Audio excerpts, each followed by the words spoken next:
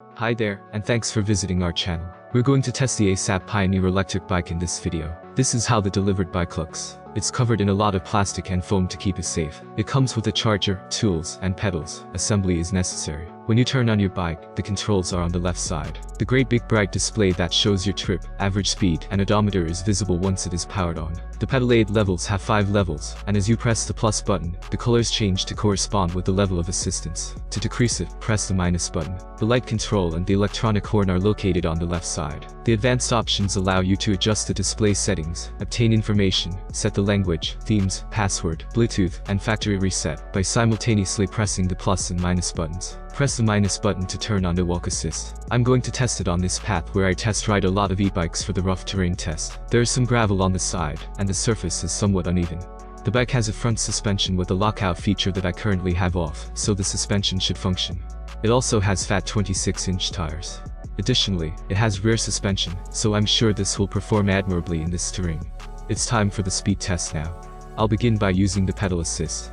There are 5 levels on this bike, and then we'll test the twist throttle to see how quickly each level of pedal assistance goes. We started the uphill test moving at roughly 23 miles per hour, and only slightly lost speed, dropping to 21.7 miles per hour, but the vehicle was strong and easily managed the ascent. We'll see how it manages a descent. By the time we get to the halfway point heading into the turn, I think I'll have to slow it down.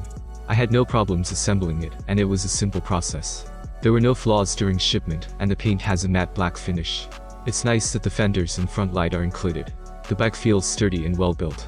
The big tires and frame dimension are instantly noticeable. Most of the neatly arranged cables are routed through the frame. Although a little hard, the saddle is not unpleasant. There are no squeaks or vibrations, and the steering feels tight and steady. The handlebars are decent length. It had no trouble navigating uneven terrain because the large tires and front and rear suspensions helped to absorb most of the bumps.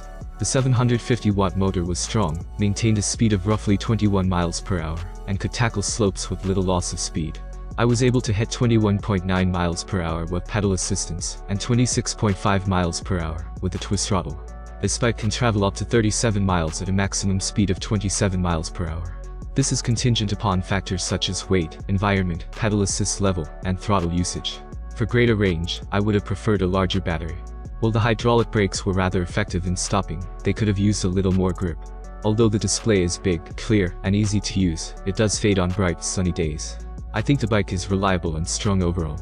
It has an abundance of power and can easily navigate difficult terrain. That concludes my assessment of the Fast Pioneer e-bike.